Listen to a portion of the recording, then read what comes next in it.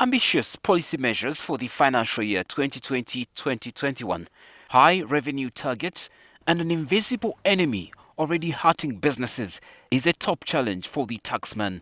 While the economic slowdown will be severe in the second quarter of 2020, a gradual recovery is expected to set in during the third and fourth quarters. On the whole, household expenditure, investment, exports and imports are projected to decline in this year, 2020. A gloomy picture. But while the central bank is pointing at a gradual recovery, questions about its reality are still lingering, given the pandemic appears to be here for long. We are already talking about shrinking of the tax base. If you say you are deferring the corporation tax, you are deferring the payee, that means the tax base is already, the already narrow tax base is now narrowing more.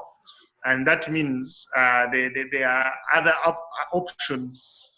The usual one is borrowing, of course, which is going to burden our taxpayers in the near future. The remedy to that is that whereas the domestic revenue is shrinking, I think this is high time we also check how we are going to spend the little money we are going to get. Remedies such as smart solutions, which could ease enforcement for some tax measures to facilitate taxpayers, could also be undermined by the cost of being online itself.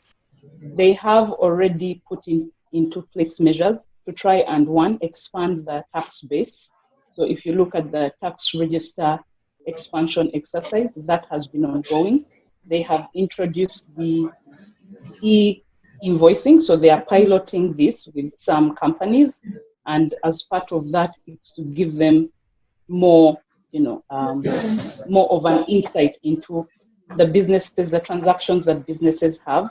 You may have seen recently that the Ministry of Finance signed an agreement with Riponami, and this is related to the rental tax compliance.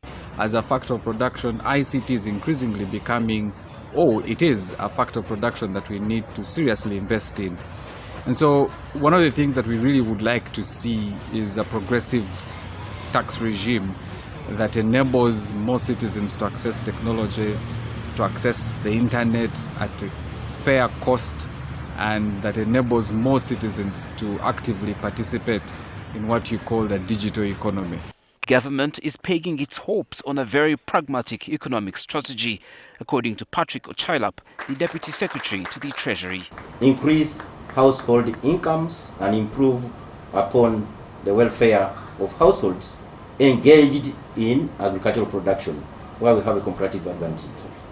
Number two, engage in value addition for these commodities in a consistent manner in order to support the value addition strategy in this country. And by so doing, create employment along the value chain.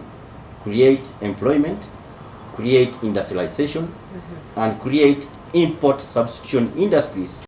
Even then, observers opine that the rural economy, a critical source of revenue mobilization, has been left in the cold at the expense of heavily capitalized funds. So the idea of getting all the money we have to the UDB, which UDB sometimes we think it is elitist because it is a Kampala bank. People deep down may not easily benefit from this facility.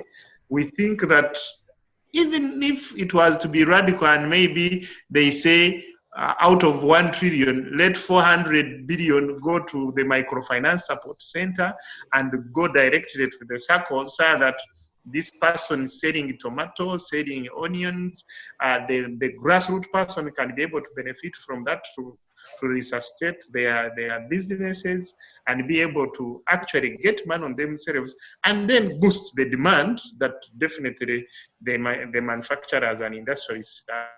There's consensus already of eminent revenue shortfalls and further constraints to the fiscal space in the budget, lower domestic revenues, and the additional expenditure requirements to support the health sector today will further dent public finances leading to an expansion in the budget deficit. Malcolm Sime, NTV Tonight.